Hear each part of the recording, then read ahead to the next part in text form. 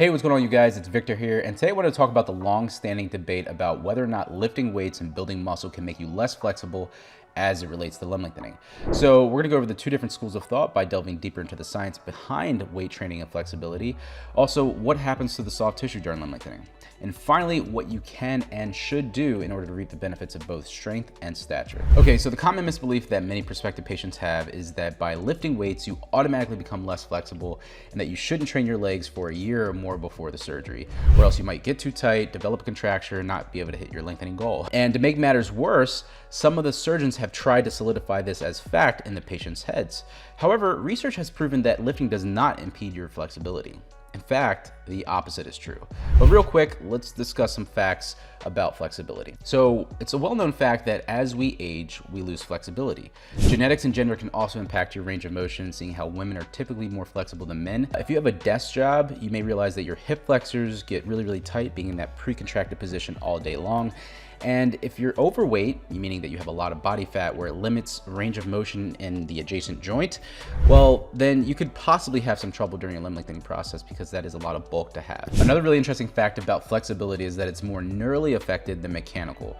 You know that thin white layer of connective tissue called fascia that sheaths the muscle? Well, that's actually what causes the muscle to be stiff, being that it's affected by your nervous system, which means that you can actually train yourself to become more flexible through stretching and even lifting by manipulating the regulation of your stretch reflex in a given joint. But how does lifting weights affect your flexibility? Simple, it increases it. I know, mind blown. In a 2012 research review, it showed that one of the best ways to increase flexibility is by eccentrically loading a muscle with resistance through its full active range of motion to increase muscle length via a process called sarcomerogenesis. And another study in 2015 showed that increased flexibility can be achieved in 14 days, that's right, just 2 weeks, using weighted stretching just 3 times a week. All right, I know what you're saying, enough of the sciencey stuff, Vic, just give me the cliff notes so I can bang on my weighted stretches, get more flexible, get my darn lengthening done, and get back to normal life. All right, fine. Here's what you do. Starting 12 weeks out from your lengthening surgery, pick 3 to 4 days a week that you're gonna go to the gym. Each time that you go to the gym, start with a 3 to 7 minute dynamic warm-up to raise your core temperature and increase blood flow to the tissues. Then you're gonna lift weights, followed by 10 to 15 minutes or more of cardio, which is gonna be followed by more stretching, preferably static stretching here. Now, when you're training legs, be sure to do full range of motion exercises and also target trouble areas.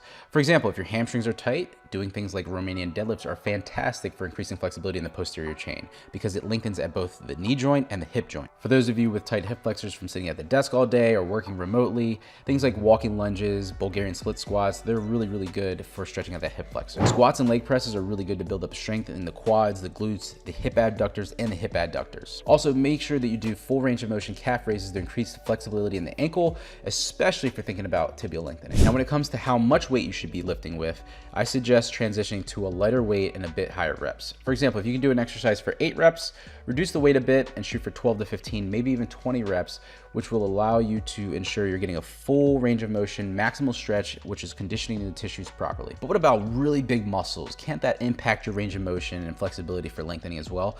The answer is yes, it can. If you have super large muscles or fat on a limb where it limits the range of motion in a joint, like I said earlier. However, it is so unlikely for you to have that much muscle mass. I mean, we're talking Mr. Olympia level of muscle mass in bulk, which very few people have, and even then there are exceptions. Take it from the one and only Ronnie Coleman. So, to answer the question directly, if working out with weights will reduce your flexibility, the answer is no. In fact, it can actually increase it if done properly. However, you should still prepare for lengthening surgery by becoming more flexible by working out with weights, full range of motion, doing regular cardio, and of course, consistent stretching. All right, guys, that's all I have for you today. I hope you enjoyed the video. If you did, go ahead and hit a thumbs up. Be sure to subscribe, and until next time, this is Victor from Cyborg for Life, signing out. Peace.